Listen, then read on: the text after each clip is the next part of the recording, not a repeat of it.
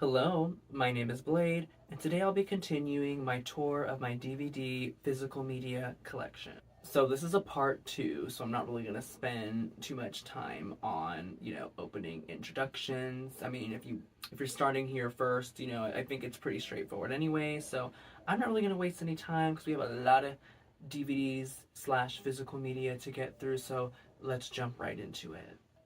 We're starting off in, a weird seasonal place because this is quite the opposite of the season that we are in right now. But we have the Polar Express. It's very much not Christmas time right now. But little known fact about me, bitch, I love the Polar Express. I'm not necessarily sorry. I've had this makeup on for a long time. Um, I'm not necessarily like a huge Christmas person. I do like Christmas, like the family time. I love giving gifts, but I'm not like a huge like oh my fucking god, it's like Christmas person. But a Christmas movie also doesn't always hit for me, but I do have two that I really like, which the other one is in here, actually in this stack. But I love the Polar Express. I think it's a fun, cute time. I know the animation is a little uncanny valley. We can look past that. We can look past that. Also, like Tom Hanks, great. Love the hot chocolate song. I think about that literally every Christmas. And honestly, there's really not a lot to say. It's an iconic Christmas movie. I try to watch it at least once every Christmas season. I love it still today as an adult. So, yeah, I love the Polar Express. Ooh, we got it! Hey, we got it! Say, we got it! Next, we have a somewhat more recent film, which was also included in the nominations for my little award show that I do for Funsies, my Blades Best in Show Awards, and that is Saturday Night. I love this movie. It was actually my second favorite film of last year, which I know this film probably didn't work for a lot of people. I don't think it was not on a lot of people's radar. But I love it. Even if you're not a Saturday Night Live person, I think this movie's great because it doesn't really have the same comedic tones, in my opinion, that Saturday Night Live does. It has its own dialogue style and its own comedic style, but I think it's a great movie. What I really think is cool is it's about the first 90 minutes before, so the first hour and a half before the first ever live showing of Saturday Night Live, but the movie itself is not 90 minutes. I think is it on here? It's 109 minutes, but they do a great job of making it feel like this is happening over the course of 90 minutes. Because I remember in the movie theater, I was like, oh my god, like 90 minutes like went by. That didn't feel like 90 minutes, and then I was gagged when I got on the movie theater. I was like, oh, because it wasn't 90 minutes, but it does not overstay its welcome at all. Great ensemble cast. We have, which I could just read it off right here. We have Gabriel Lavelle, we have Corey Michael Smith, we have Rachel Sennett. You know how I feel about Rachel Sennett on this channel. We have Dylan O'Brien, like just great acting performances. I think it's really funny. I think it's really tonally, like I really love the unique tone. Also, John Batiste has a great score in this film. So yeah, pretty much right when this is available on physical, I got it. I love it. Definitely recommend to watch. Yeah, Saturday night. Right, well, we are thinking a little differently. We just, Maybe an emu. Well, I just Dick, really shut don't... the fuck up.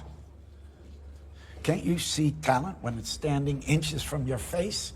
What do you think he's going to do? Embarrass us with some half-ass rat-fuck donkey show? Frankly, that's exactly what I signed up for. Michael. Next, we have probably, not even probably, I think like definitely the most recent, not only addition to my collection of my own purchase. I have some other new stuff, but new edition and like most recently released film, which is Companion. I enjoyed Companion. I love Sophie Thatcher. I think she does really great in this, and so does Jack Quaid. But the interesting thing about this movie is I was excited to see it because the trailer did interest me, and I like Sophie Thatcher a lot. I love Yellow Jackets. But I was hesitant because I know it's from the same creative team as Barbarian, which I kind of found out recently it really like kind of wasn't like one person from the team, but still, Barbarian is not a movie that particularly worked for me, so I was a little bit like uh-oh, but this loved. I think it's a great sci-fi horror. It's a little comedic as well. It also has Lucas Gage in it, and he's great. Yeah, I think it's a fun time, and well, it also has. It's a fun time with a little bit of like a social commentary, but it's not like overdoing it. I think it's like the appropriate amount. It allows it to be fun, while it also allows you to still resonate with what's going on. And yeah, it is on Max, I believe. So if you don't have the DVD, I think you should give it a little watch on Max. I just don't want to screw everything up. Come on, Beep Boop, you're not going to screw everything up. Just relax, you know? Don't be all mopey and weird. Just remember to smile and act happy, okay? All right, next we have a film from one of my favorite working directors, which is the first Smile movie. Now, I'm gonna keep it real. I do like the sequel a bit more. I love the sequel. You know, it was a contender and even a winner at Blade's Best in Show last year for 2 awards, directing and lead actress. But I still do love this movie because I think Smile, what Parker Finn did, you know, where he made what seemingly just seems like a dumb little popcorn horror movie, a la like Truth or Dare, but said, no, Mama, we've got mental health commentary, and we also have great, fun directing choices with like the cinematography and the way the camera moves and stuff, and also incredible performance from Sosie Bacon. I think this is a great film. I think Smile 2 is even better, and I'm really excited to see what else Parker Finn does going forward. But yeah, I think this is honestly, I would say this is a must watch, this one and the sequel, for any horror fan out there who hasn't seen it. I know it's not going to hit for everybody, but I think it's definitely like you should at least give it a chance. I think everybody should see it at least once. She's gonna die. I'm gonna die. Everybody dies. Carl, look at me. You're going to die. You're going to die. You're going to die. You're going to die. You're going to die. You're going to die. All right, next we're getting a little bit brave and bold and dipping into some of the movies that are probably like, huh, you have that on DVD or Blu-ray? That's interesting, because we have Spy on Blu-ray nonetheless. Melissa McCarthy, Jason Statham, and Rose Byrne. I would love her. I just never really paid attention to how to pronounce her last name before. But listen, do I love film? Do I love filmmaking? Yes. I'm not a pretentious asshole. I get down with a comedy or two as well. And I think this is a really funny one. You know, it is very crude, but it's fun. You guys, it's fun. Love Melissa McCarthy. I think she's really funny. Honestly, probably one of my favorite actresses. I love that she can give you both comedic and dramatic. And yeah, honestly, there's really not a lot to say. It's a funny comedy. I think it's a fun idea. You know, this woman who got kind of tricked out of being a spy, gets her chance to be a spy. I think it's just a fun time. What the fuck are you doing in here, Russell? Well, that's quite a tone change, isn't it? What are you doing in here? You are completely compromising me right now. Oh, I'm compromising you. Fucking hilarious. You're about to cause a scene trying to get into this fucking place. Give me a little credit. What do you think I'm going to do? Run over there and be like, hey, I'm a crazy lady. Where's the buffet? I'm from the Midwest. Where's Blue Man Group? Me and Earl and the Dying Girl. I got this DVD when I was in Hollywood. I was going to an Inhaler concert with my best friend. One of my favorite memories of honestly, probably my favorite concert. I love Inhaler. Seeing Elijah Houston that close to my face. But anyways.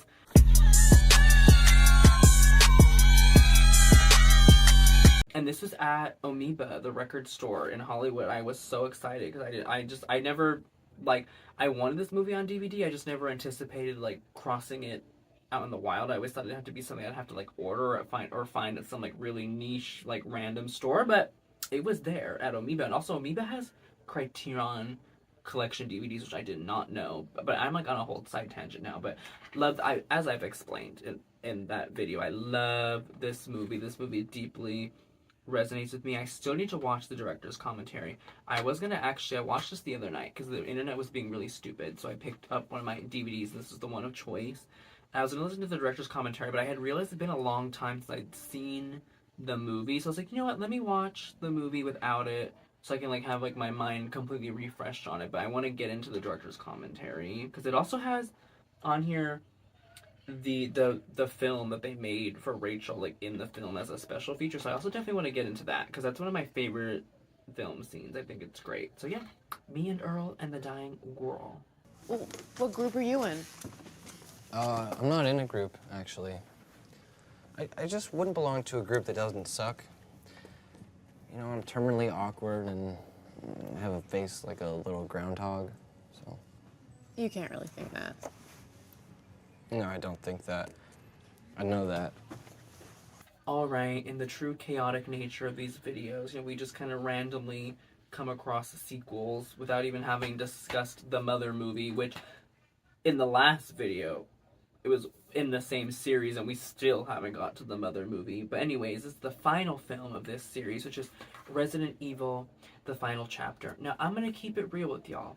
This is my least favorite, or, I don't know, it might be a tie between this and Afterlife, but I would probably say this is my least favorite of the Resident Evil 6 film series, but I had to have it as like as a completionist thing. I'm not necessarily a completionist, but I do have, a long-standing history with this franchise. I know a lot of people hate it because it's not like the games and whatever, but I kind of view it as a separate entity, and also it's just nostalgic for me. I just like it. It's fun. Whatever happened to having fun. But anyways, this is my least favorite one. I have it because it, it rounds out the franchise, and it felt weird to have all the other ones and not this one. So I'm probably just gonna, honestly, that's all I really have to say about it. It is what it is. When this recording was uploaded to my data stream, it created a conflict in my programming. I was created to serve the Umbrella Corporation, but I was also programmed to value human life. Ooh. Now this one is for the girls, gays, and the theys. We have Jennifer's body yaddy yaddy. I mean, what else what is there to say about her? Cult classic diva, who honestly I don't even think is a cult classic anymore. I think she's culted herself right into being just a classic, also classic tale of mismarketing the fuck out of a movie and then blaming the movie for not doing well when it's like, no bitch, you guys mismarketed the fuck out of her. I think she was ahead of her time. Diablo Cody wrote a great story similar to Lisa and Frankenstein, like just did not get her flowers the way it should have. But I mean, this is just great.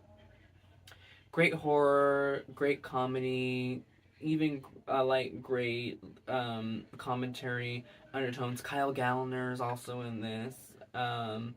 Megan Fox really showing off that she's a great actress, in my opinion. Great comedic tones. Amanda Seyfried.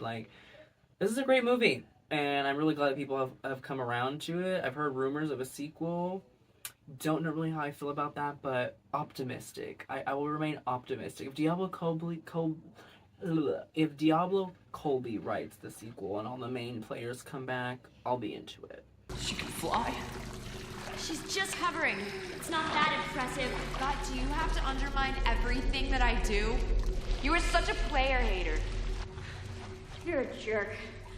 Wow, nice insult, Hannah Montana. You got any more harsh digs?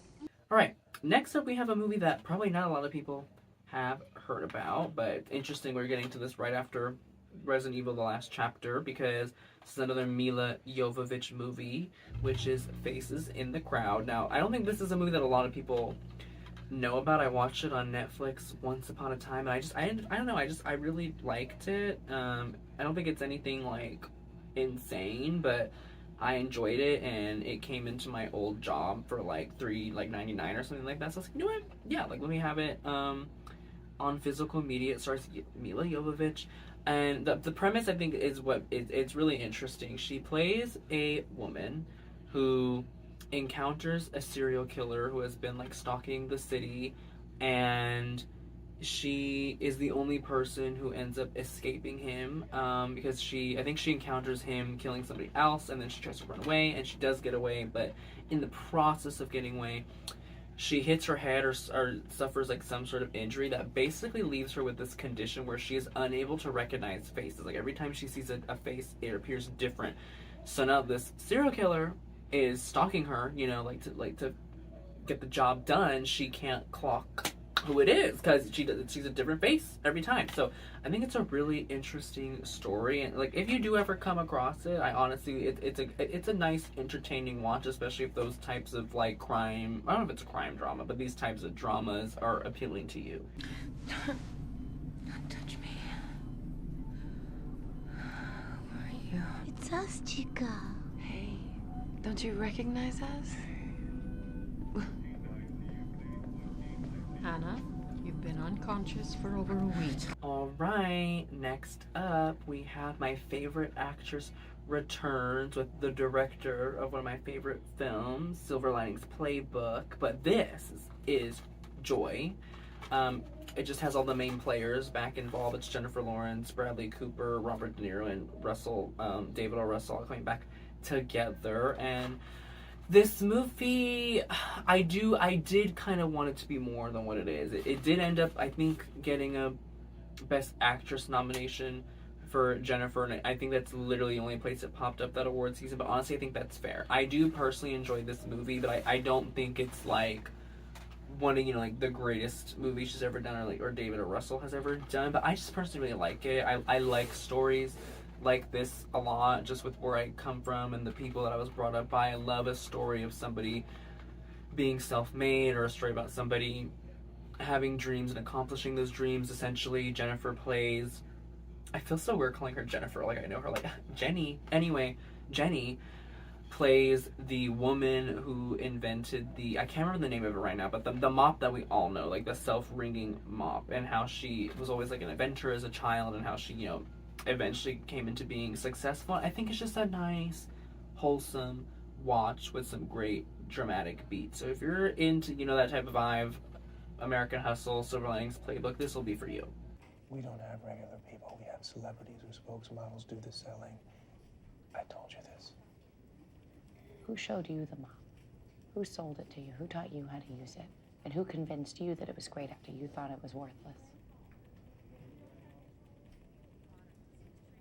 Next up, we have a movie that some of you might be rolling your eyes that I own, but I don't care because I like it. It's a good time, and that is The Fault in Our Stars, Sue Me. I just think it's a nice, wholesome story. I mean, it's a little bit sad, but I love Shailene Woodley. As an actress I haven't really talked about on this channel yet, but she's one of my favorites. I love her. I think she's great in Big Little Lies, but I just think it's a nice, it's a nice, good time YA movie. It does make me tear up every time. I don't care, make fun of me all you want. I don't see the harm in it. I think it's a nice, I keep wanting to say fun. It's not fun. It's the opposite. And there's fun moments, but the overall movie's not fun. And I also think Shailene Woodley and Ansel Elgort give good performances, and so does Nat Wolff. He's also in this. And yeah, I just think, Laura Dern's also in this.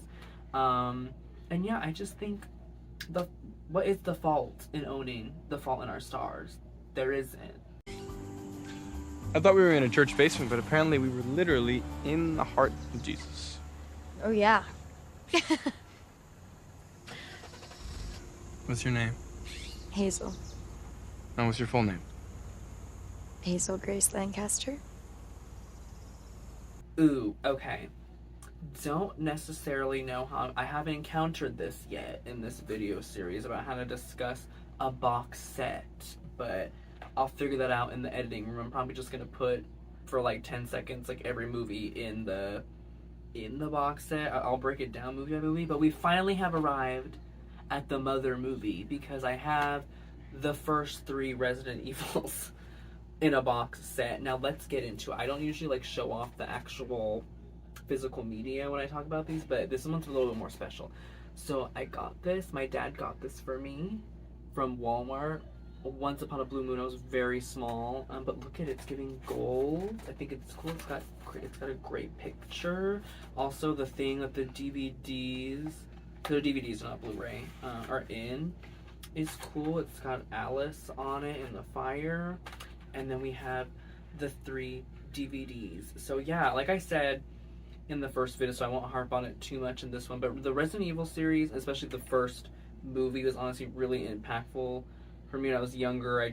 They were escapism outlet, and they were my first touch of like all of these DVDs come with director's commentary and cast commentary, so it was my first time really experiencing like directors talking about like filmmaking, and I don't know, like it just will forever and always have a special place in my heart. Now, like I said in my last video, my favorite of the series Retribution, but Resident Evil, the first movie, is definitely right behind that. Apocalypse, not really my favorite, but it's nowhere near for me like as low as Afterlife and the final chapter. And then Extinction is just like kind of like perfectly in the middle. I don't hate her, but I don't like love her, but I love this series, and I'm grateful I have this box set. Yeah, I think, yeah. I don't know where I was going with that.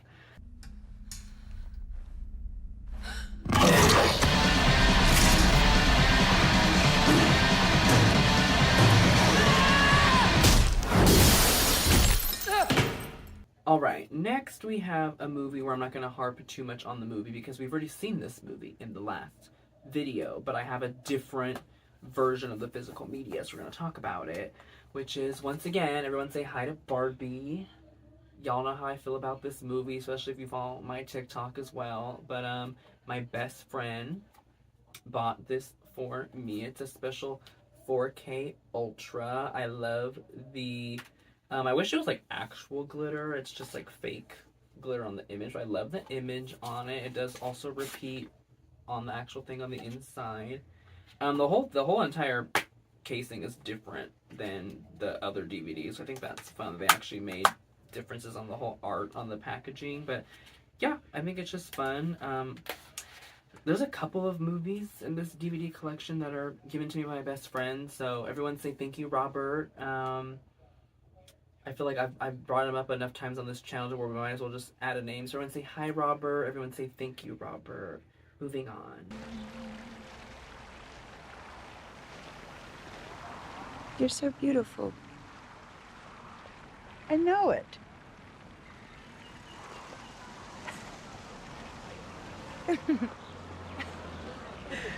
All right, next up we have a movie where if you're a horror fan, I might get some flack for having this, but you know, I don't care.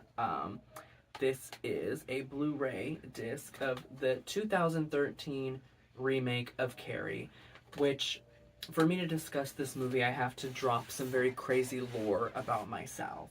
From the ages of, I'm gonna say like give or take like 12 to 13, 11 to 12 possibly, I was obsessed the house down boots with the story of Carrie. I don't know, okay? It was just like a weird phase I had. I mean, I still love it to this day, but definitely nowhere near as much as I once upon a time did.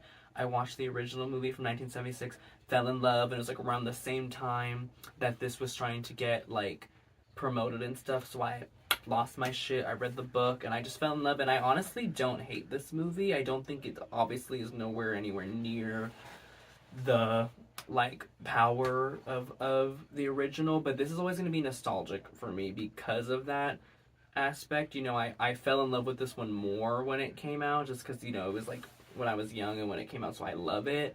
Fun fact, fun, chaotic, crazy, deranged fact about me, I can act out beat for beat in like perfect timing and everything the whole entire prom sequence.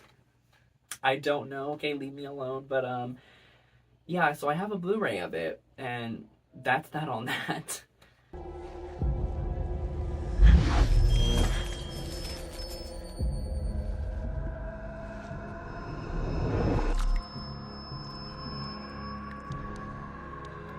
Come on. Are you seeing this? Wait! Come on! Okay, so apparently in this video / this particular stack of DVDs, we really said it's Mila Jovovich Day because we have an underrated fucking banger, which is Ultraviolet. Now, this movie does not work for a lot of people because some of the CGI is some fuck-ass shit, and I can acknowledge that. But like I've said 1,000 times in a lot of my videos, bitch, just have fun. Sometimes it's not that freaking serious, okay? This is never gonna be like an Oscar movie, so who cares? If you can't tell, I love Mila Jovovich, and I love when she's doing what she does best, where she's playing a badass heroine bitch. Honestly, this is fun. This is very sci-fi, a little superhero, a little horror, a little vampire. It's not horror, but just, yeah, I love the way it looks. I think it was doing some really cool, interesting things, and it does not ever get talked about. Essentially, it's a society where there's like a vampiric disease that takes over, so people aren't literally vampires, but that's just the way they refer to the disease because it has to do with like blood and lifespans and stuff, and you know, they became kind of othered by the rest of humanity, so this like war kind of ensues between the two sides, and it's just great. Emilia Jovovich plays this really cool character. You can see her back there, you know, also play movie scenes. It also has one of my favorite movie scenes ever. It's a really badass action scene, but yeah, we stand Ultraviolet in this house.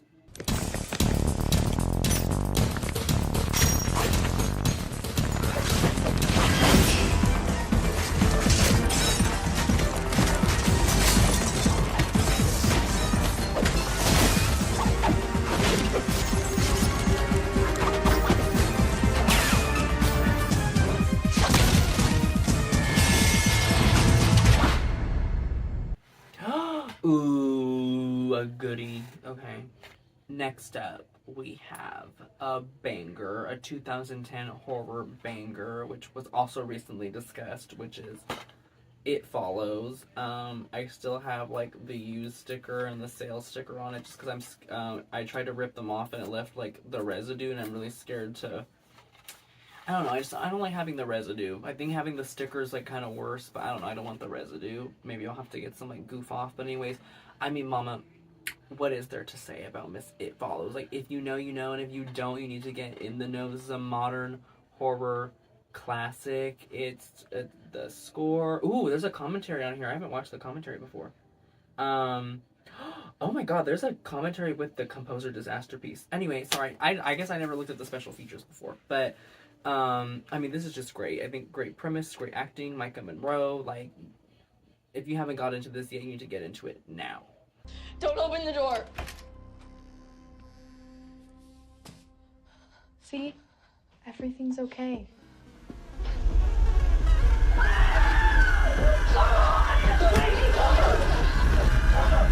Alright, next up we have that aforementioned second Christmas movie that I love, but this is a horror Christmas movie that I religiously watch every Christmas season, usually while I'm putting up my Christmas tree, which, fun fact, is a black Christmas tree.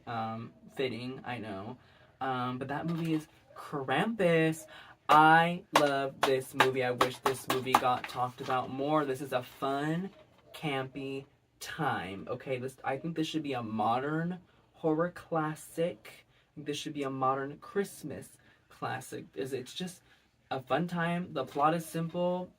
Krampus comes instead of Santa because this kid wants to have a little tantrum on Christmas, and honestly, I think his crash out was warranted, but, you know, unfortunately it also warranted a visit from Krampus.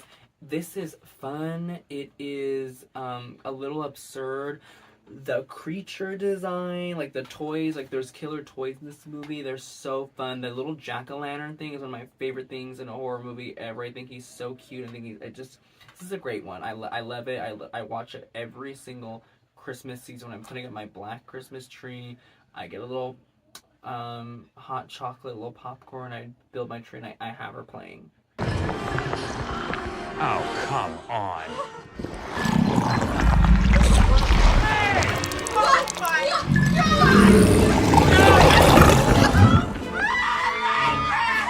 God! Next up, surprise, surprise, Jenny's back in the house, this time with Mother. controversial movie. This is by Darren Aronofsky, director of things such as Black Swan and Requiem for a Dream, but I like it. I know it does some things that are a little wild for some people, and I understand that, but I love when people are not afraid to kind of challenge religion or have a conversation, a nuanced conversation about religion. I think that's what he did in this movie. I think Jennifer Lawrence's performance in this movie is great. I also think Javier Bardem his performance is great. I think they balance each other out great. Also, we have... There we go. Sorry, I couldn't remember her name right now. We have Michelle Pfeiffer is also in this. I just think this is a great... I don't know if I would consider it art house. It's a psychological thriller. Also, another case, not as bad as Jennifer's Body, but another case of very mismarketed. It was very much marketed as like a normal kind of palatable horror movie. This is some psychological, like, artsy, crazy shit. The final act is insane. Random appearance from Kristen Wiig, but like, period, go off. Yeah, it's a lot. I still recommend it, but you have to be ready. You have to enjoy shit that's like this. No, stop doing that. Don't do that. Stop. Stop doing that.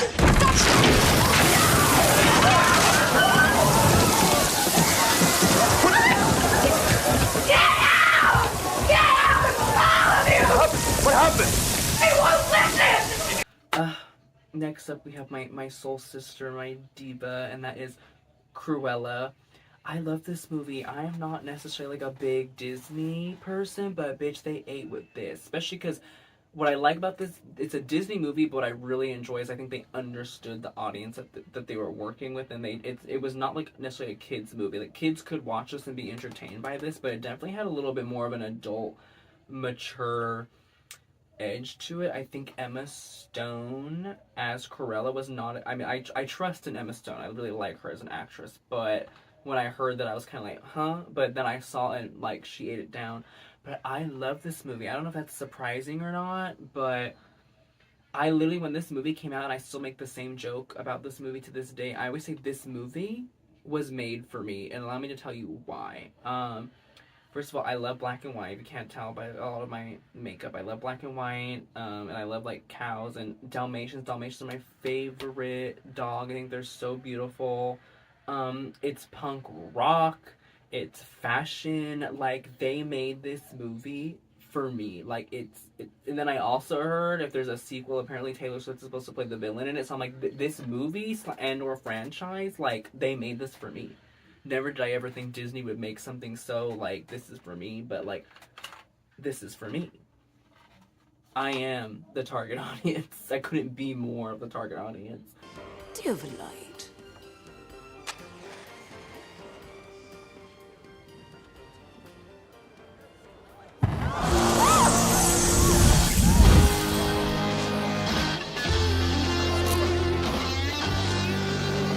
Alright, we have another mention of Miss Shailene Woodley, and that is with The Spectacular Now. Now, fun fact, I didn't know this was an A24 movie, but I guess, you know, at the time I wasn't, like, as knowledgeable about, like, different distributors and production companies, but this is probably, I think, the first ever, like, A24 movie I watched without, like, I didn't know, like, what A24 was yet, but I think this is the first one I ever watched, and I don't know, as time has gone on, I really haven't rewatched it and revisited it a lot, but it just stayed with me. It's a Blu-ray, also.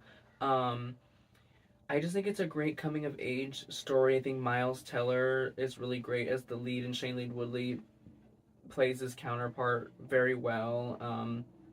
I really love stories like this where the main character, you know, it's kind of reminiscent of a movie I mentioned earlier, Me and Earl and the Dying Girl, and also The Edge of 17, where it's these characters who really need to mature, you know, they think they have this understanding of the world and they don't. I just love stories like that when they're written well, when they're done well, and for me, this is one of them. Eric Wolf and Cody Dennis were 100% hitting on you. They were not hitting on me. No, there's absolutely yes, no way. Why don't you think they were hitting on you? Because I'm just, they weren't. Because you're what? Amy, you're absolutely beautiful. Oh my god, no. All right, now we're back to the girls, gays, and theys, and we're also somehow back to Disney because I have here the Hannah Montana, the movie. Now, let me tell y'all something about me, which this probably shouldn't come as a surprise because I do present in drag. I mean, a quirky version of drag. But mama, I loved Hannah Montana growing up, and I still love Miley Cyrus to this day. This Hannah Montana had a really big impact on me as a kid, and I absolutely love this movie to this day. It's still one of my like favorite nostalgia comfort watches, and honestly, it's pretty funny. Like I think it still holds up till now. Like the comedy still works. Also, little Taylor Swift is in this, and yeah, I just think they ate this up. They ate this up. They're for my best friend. She's turning 16 today. Funny. They're from my best friend, too. My best friend is a 6.5. Funny. My best friend's a 6.5, too. Tyra Banks, it's our only pair. That's not funny. Do you know who I am? Well, I know you know who I am. So? So? So? So? Next up, we'd have another movie that I would definitely consider a modern horror classic, which is The Cabin in the Woods. And I'm going to start off by saying, if you have not watched this and you like the horror genre, or honestly, even if you don't like the horror genre, either way, you need to watch this movie. This, Mom, you want to talk about meta? It's so meta, but it's done so well. I think it's so clever in what it's doing, to the point where I'm not going to say too much, because if you don't know, I need you to go find out and know on your own time. Do not be fooled. But you might start watching and be like, bitch, what is this basic-ass movie he told me to watch? But no, stick with her. Stick with her. You will not regret it. You're not bringing that thing in the Rambler. What? A giant ball in your father's van? What are you, stoned? Hey, man. Dana, you fetching minx. You have any food? Next up, we have another kind of box set, but not really, just several DVDs in one DVD case. But we have our first TV series. I don't own much TV series on physical media, but this one I do, and that is American Horror Story Coven. Now, this actually used to belong to my dad, but then he didn't want it anymore, so I took it, because this is definitely for sure my favorite season of American Horror Story, you know, when it was still, like, good.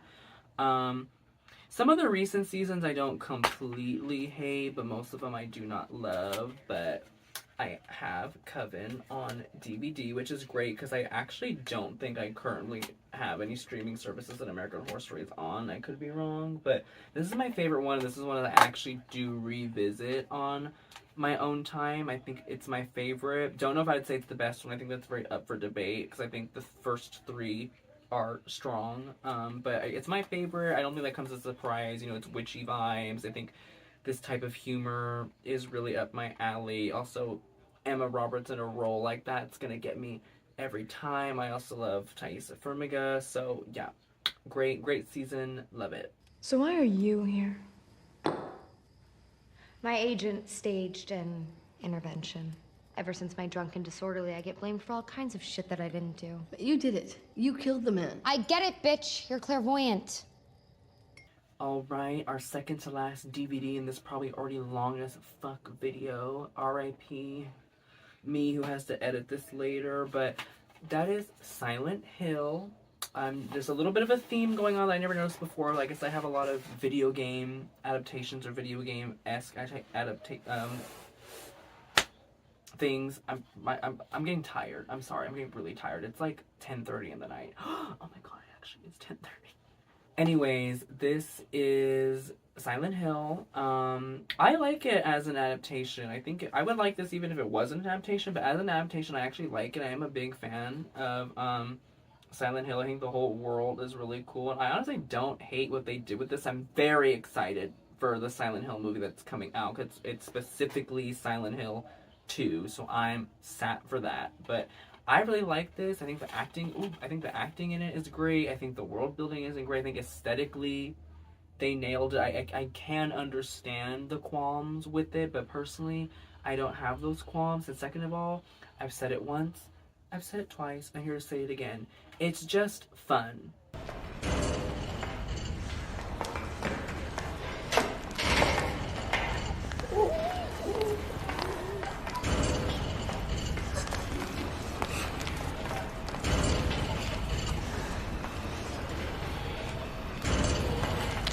Alright, we've arrived at our final physical media item for this video, which is a Blu-ray plus 4K of Boy Kills World. Now, this is not a movie that got talked a lot about last year. I think it kind of just flew under the radar. In fact, even on the back here, it says instant cult hit, but honestly, I don't even know if it has that much of a cult following. But listen, I liked it. I thought it was fun. I mean, obviously I own it. I think it did something really cool with having the main character is hard of hearing, so it's all done in voiceover, Bill Skarsgård, but his voiceover is modeled after like old school like video game characters. And I don't know, I think that's really fun, and that really speaks to like the tone of this. It's really like actiony, like fun, like more, but it's also like very like Mortal Kombat, like hardcore action. I love that. I eat that up. I don't know if that's a shock or not, but I love shit like that. So yeah, this movie really worked for me. And if you enjoy stuff like that, I definitely recommend you will eat this up. Watch out! Oh! Oh, that's Dave. Yeah, he's got a lot of issues. You can take him. Good luck. Round 3. Fight! Fuck you, Dave! Alright, if you sat through this whole video, because I know it has to be long. I just know it's long. When I sit down to edit this one, I'm going to be there for a long time. But it's fine. I enjoy making these things for you. Thank you for watching. I definitely do have to do at least 2 more of these to get through the rest of my DVDs and Blu-ray. Might even throw in my video games, because why not? Because they're in the same section, low-key. They're separated, but they're in the same section.